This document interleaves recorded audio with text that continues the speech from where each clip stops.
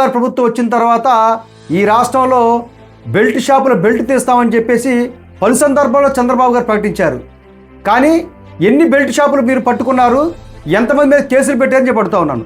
ప్రభుత్వమే పరోక్షంగా ఈ రాష్ట్రంలో అక్రమ మద్యాన్ని, బెల్ట్ షాపుని ప్రోత్సహిస్తుంది. ఇవాళ వేలాదిగా రాష్ట్రం మొత్తం కూడా బెల్ట్ షాపులు నడుస్తూ ఉన్నాయి. గుడి బడి తేడా లేకుండా ఎక్కడ పడితే అక్కడ విచ్చలవిడిగా ఇవాళ బెల్ట్ షాపుల ద్వారా మద్యాన్ని ఈ ప్రభుత్వం ఏర్లై పారిస్తూ ఉంది.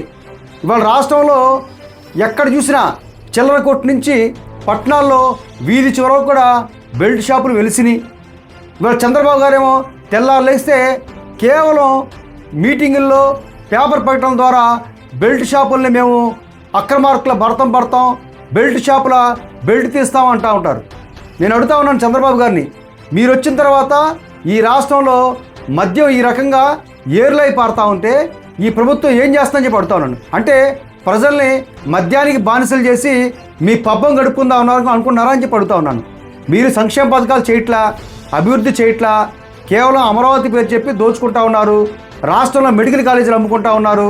రాష్ట్రంలో విలువైన సంపద మొత్తం కూడా ప్రైవేటుకి దరాత్తం చేసి తద్వారా మీరు లబ్ధి పొందుతూ ఉన్నారు. ఈ సందర్భంలో ప్రజల్ని మత్తులో ముంచడం కోసం ఈ రకంగా రాష్ట్రం మొత్తం కూడా మద్యాంధ్రప్రదేశ్గా మారుస్తున్నారా అని చెప్పి అడుగుతా ఉన్నాను. గత జగన్మోహన్ రెడ్డి ప్రభుత్వంలో ప్రజల వద్దకే పాలన తీసుకెళ్తే చంద్రబాబు గారి ప్రభుత్వంలో ప్రజల వద్దకే మద్యాన్ని తీసుకెళ్తా ఉన్నారు. చంద్రబాబు గారి సొంత నియోజకవర్గం కుప్పంలోనే ఇంటింటికి డోర్ డెలివరీగా మద్యాన్ని అందిస్తున్న పరిస్థితి ఈ రాష్ట్రంలో నెలకొంది. ఇంతకంటే దౌర్భాగ్యం ఉంటుందా చంద్రబాబు గారిని చెప్పి అడుగుతా ఉన్నాను.